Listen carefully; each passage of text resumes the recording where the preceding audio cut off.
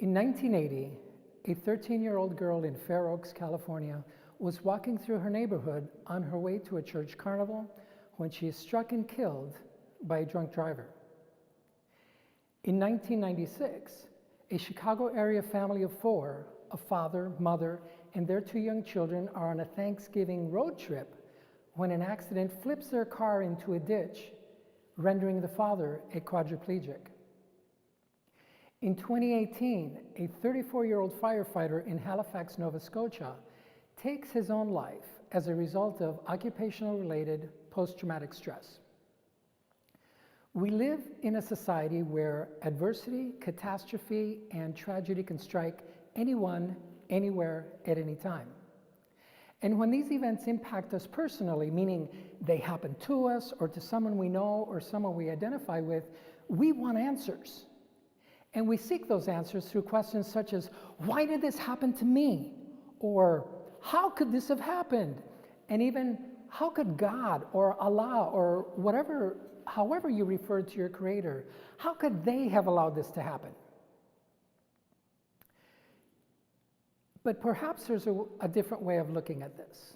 Because the questions that I just mentioned, even though it's normal for us to ask those questions, they're actually disempowering and they lead to additional suffering.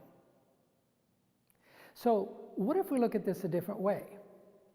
A way that perhaps will yield an opportunity for us to see and better understand the reason why we have negative events or negative experiences in our lives. Perhaps there's a purpose to all of that. What if we take the point of view that bad things happen and why that's good? Now, I don't mean to suggest that we should ever intentionally cause bad things to happen, nor am I suggesting that we should ever intentionally cause harm to other humans, whether emotionally, mentally, or physically. Or for that matter, nor should we harm animals or this amazing planet that enables our existence. I'm also not suggesting that we should ever ignore or minimize the strong feelings and emotions that we might feel when faced with such a tragedy. Because after all, it is these feelings and emotions which distinguish us as humans and allow us to connect one to the other.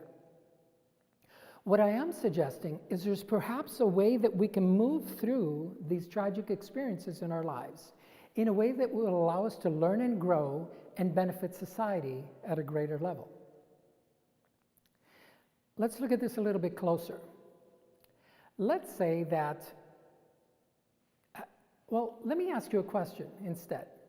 Have you ever taken a tropical vacation where you've been able to escape from the struggles and the challenges of this world? You've been able to disconnect from the TV, from the internet, from the news, from all of the bad things that are happening. Perhaps it's just you and your loved one or your loved ones. Warm breeze on your skin, warm sand, silky sand between your toes, and maybe even a tropical drink or two. If you have taken such a vacation, stay there for a minute. And for those of you that have not had a chance to take such a vacation, imagine now having found your perfect hideaway anywhere in this world. You're able to disconnect and just get away from it all. No struggles, no news, no internet, no Facebook, no Twitter, no bad things are happening. It's just you and paradise. Exciting, right? Let me ask you a question. How long do you stay there? A day or two? Perhaps a week or two? Maybe you might even stay a month or two. But how come none of us would stay there for the duration of our lives? Now, I know we haven't because you're here with me today and you're watching this video. Why is it that we dream and fantasize about getting away from it all and just leaving the struggles and the challenges of the world behind, and we'll go for a little bit, but yet we always come back? We come back to our normal lives. We come back to our homes where we have demanding spouses and demanding kids and demanding bills.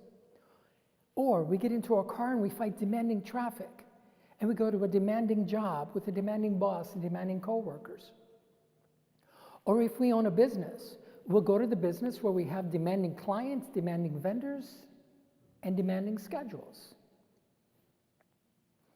Could it be that these challenges and these problems, these adversities that we have in our lives, could it be that this is one of our fundamental basic functions as a human being? Imagine for a moment that we wake up tomorrow morning to world peace. All of the leaders of all of the nations have agreed to set aside their differences. All of the armies of all of the nations have agreed to lay down their weapons. Women and children are no longer trafficked or abused. Poverty and hunger, non-existent.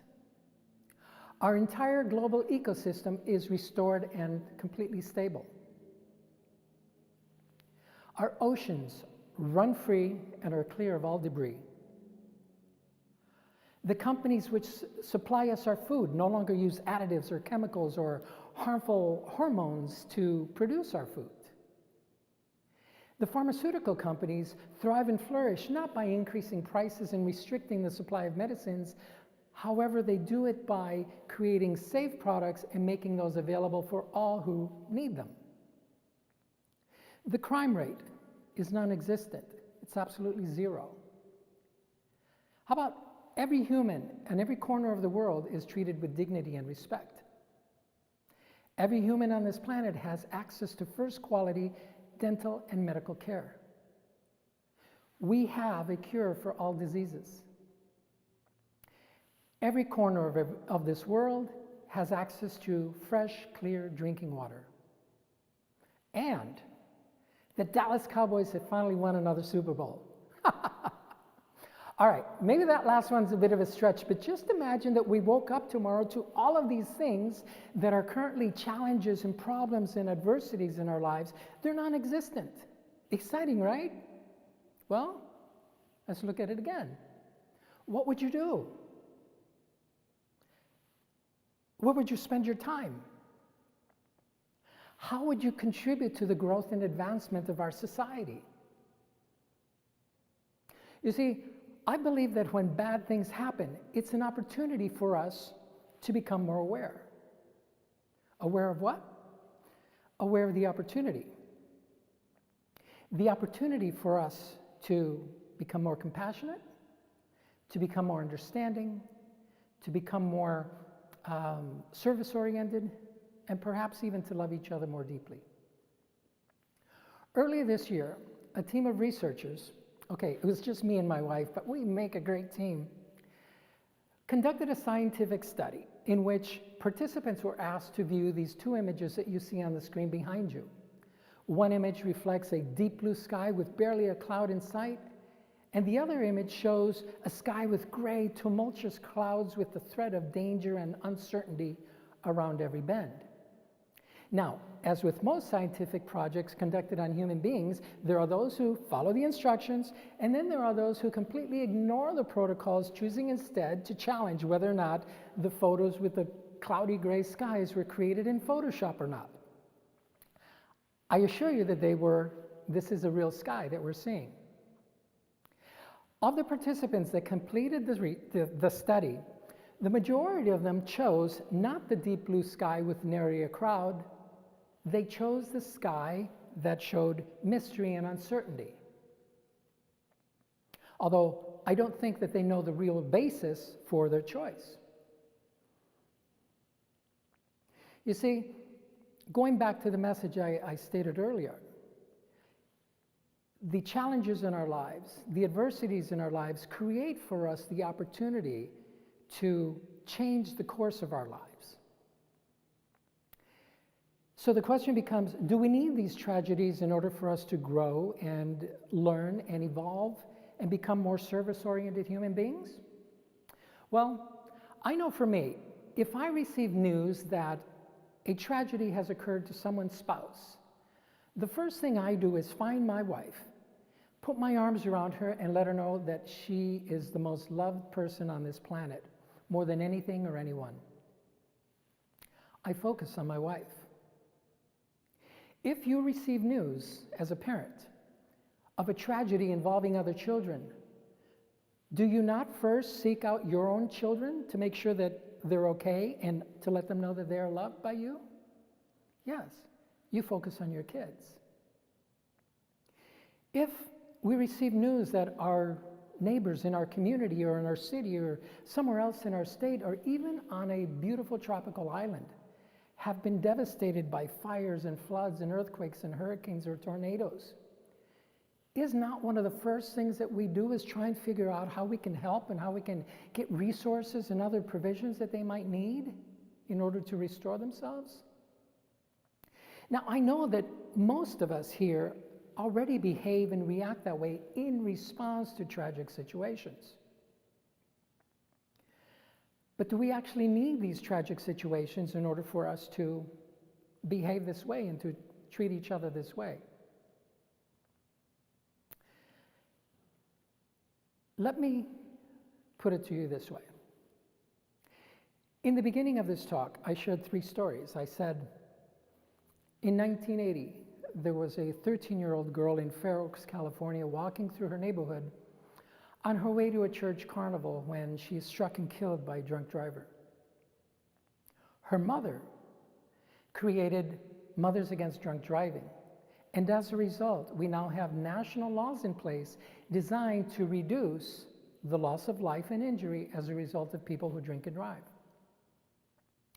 In 1996, a Chicago area family, while on a Thanksgiving road trip, are involved in an accident which causes their vehicle to flip and the father is rendered quadriplegic. The father in that story is my younger brother Andres, who, as a result of his new abilities, now leads his law firm's practice in healthcare law and disability rights. And he was most recently appointed to serve on the United States National Council on Disability. In 2018, a 34-year-old firefighter in Halifax, Nova Scotia, took his own life as a result of occupational-related post-traumatic stress. As a result, his mother created an organization called Fight for Life, which provides first responders with resources that they need in order to cope and deal with occupational-related post-traumatic stress. Now, these are but a fraction of the hundreds of thousands of stories since the beginning of time where human beings have been confronted by and faced tragedy, and they've turned it into something great and wonderful for the greater good of society. Again, I ask the question, do we need these tragic events in order for us to evolve and grow and serve at a greater level?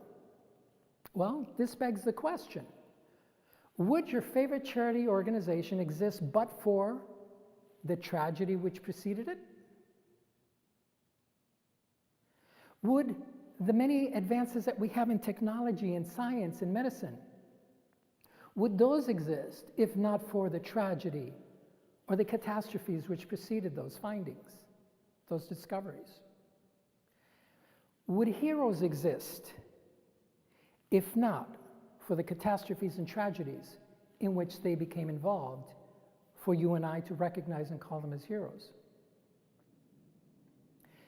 And my final question is, do you or I, need these kinds of reminders, these tragedies, these catastrophes to appear in our lives for us to be more compassionate, to be more understanding, to serve at a greater level, to love each other and connect on a deeper level? Well, that's a choice that you and I get to make every single moment of every single day, and that is a good thing. Thank you.